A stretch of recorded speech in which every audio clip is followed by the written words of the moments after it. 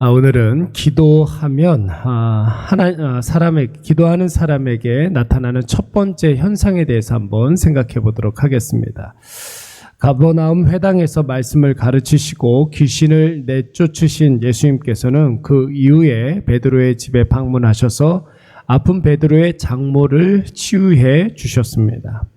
여러분, 이 소문이 가버나움 시내에 삽시간에 퍼지게 되었고, 예수님께서 베드로의 집에 머물러 있었을 때에 가버나움의 많은 병자와 귀신 들린 사람들, 또한 예수님에 대해서 궁금해하는 사람들이 예수님 앞으로 나오게 됩니다. 예수님께서 밤이다, 늦었다, 내일 보자 이렇게 말씀하시지 아니하시고, 피곤하다, 힘들다 마다하지 아니하시고 최선을 다해서 그 밤이 새도록 병든 자 치료하여 주시고 귀신 들린 자 고쳐 주시고, 예수님의 말씀을 듣기를 원하는 사람들에게 예수님의 말씀을 전해 주셨습니다.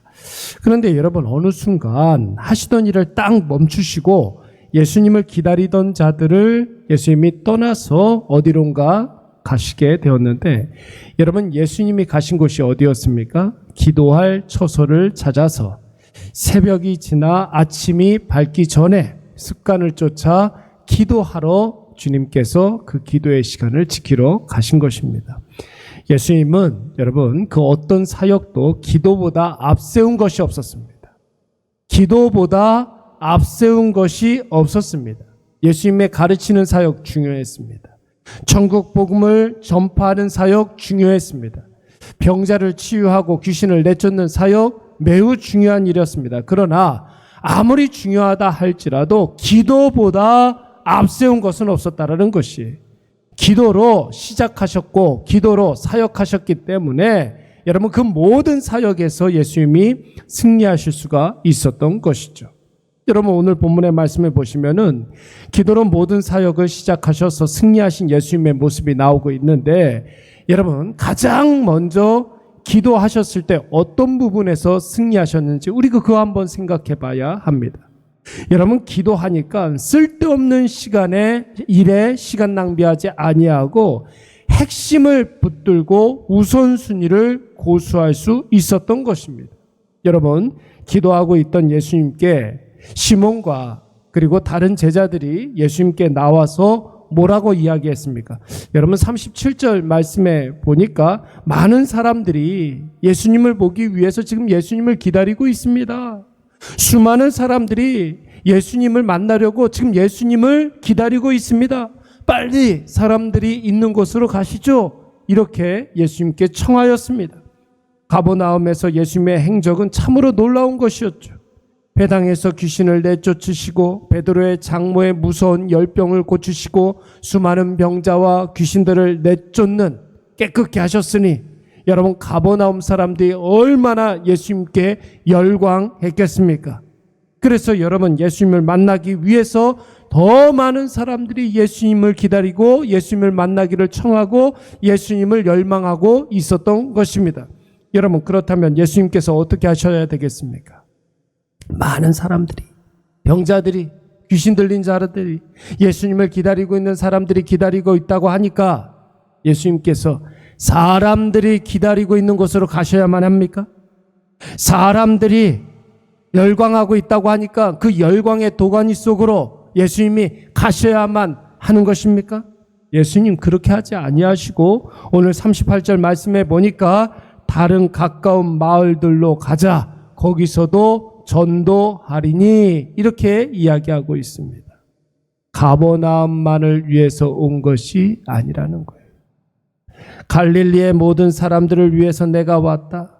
온 유대 지경을 위해서 내가 왔노라. 헬라와 로마의 모든 지경과 앞으로 오고 올 모든 인류들을 위해서, 온 세상을 위하여 내가 왔노라. 우리는 종종 바빠서 분주해서 어떤 압박감 때문에 더 중요한 일을 놓칠 때가 아주 종종 있습니다. 친구가 오랜만에 만나자고 해서 어쩔 수 없이 쥐를 빠지고, 피곤하고 분주하고 기분이 안 좋다 하여서 기도를 빼먹을 때도 있습니다. 업무가 바쁘고 해야 할 일들 처리하다가 더 중요한 가족들, 자녀들 내팽개치기도 하고 친구들이랑 어울려 지내다가 유흥과 쾌락에 빠져서 정작 중요한 건강 잃고 정신이 피폐해지고 그런 사람들도 많이 있습니다. 여러분, 왜 이런 일들이 벌어지는 것입니까? 정확한 기준이 없어서 그러는 것이죠. 무엇이 중요한지, 무엇이 중요하지 않은지, 여러분, 그것은 중요하고 중요하지 않은 것은 기도한 사람만이 알 수가 있는 거예요. 무엇이 중요하고 무엇이 중요하지 않은지를 분별할 수 있는 능력, 그것은 여러분 하나님께서 기도한 사람들에게 주시는 기도의 놀라운 특권이라고 할 수가 있는 것이죠. 예수님께서 이 세상에 오신 이유가 무엇입니까? 여러분 38절 말씀해 보니까 전도하러 왔다고 했습니다. 가버나움만 전도하기 위해서 오신 것이 아닙니다. 갈릴리만 전도하기 위해서 오신 것이 아닙니다. 온 유대 지경만 전도하기 위해서 오신 것이 아닙니다. 온 세상과 열방을 위하여서 이 땅에 오셨다고 말씀하고 있습니다.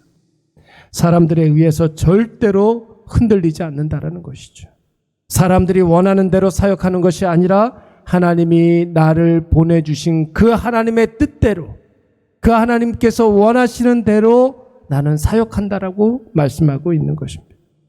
사랑하는 여러분, 우리가 기도하지 않으면 사람들에게 휘둘리게 되어 있습니다. 사람들이 모여들어서 압박을 가하면 사람들에 의해서 질질 끌려가게 됩니다. 사람들이 모여서 선동하고 부추기면 하나님이 주신 사명은 온데간데 없어지고 사람들 눈치 보며 세파의 대세에 휩쓸리게 되는 것입니다. 기도하지 않으면 목적을 상실하게 되고, 기도하지 않으면 나도 모르는 사이에 변질되고 마는 것입니다. 여러분, 에베소서 5장 16절 말씀해 보시면 세월을 아끼라, 때가 악하니라, 이렇게 말씀했습니다. 여러분, 악한 시대의 특징이 무엇입니까? 시간을 놓쳐버리게 하는 거예요. 보다 더 중요한 것을 놓쳐버리게 하는 거예요. 이게 바로 악한 시대의 특징입니다. 헛된 것에 집착하게 만들고 수고는 많이 하지만 헛수고하게 만드는 것이 악한 세대의 특징입니다. 우리가 건져 올린 시간만이 의미 있는 시간 아니겠습니까?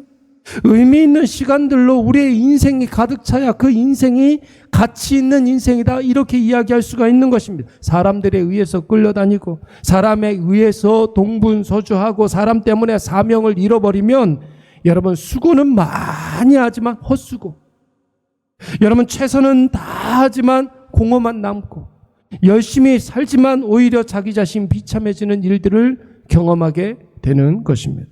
우리 인생에 여러분 기도가 없으면 여러분 중요한 것과 중요하지 않은 것을 여러분 분별할 수가 없게 되는 것입니다. 아침이 밝기 전에 기도할 처소를 찾아서 하루의 시작을 기도로 출발하셨던 예수님, 여러분 사람들이 기다린다 하여서 자기를 기다리고 있는 사람들 틈으로 가지 않았어요. 갈릴리의 다른 곳으로 전도하러 가셨습니다. 그것이 바로 예수님께서 하셔야 할 일이었기 때문에 그런 것입니다. 사람들이 실망할 것이라는 사실을 잘 알면서도 아랑곳하지 않았어요.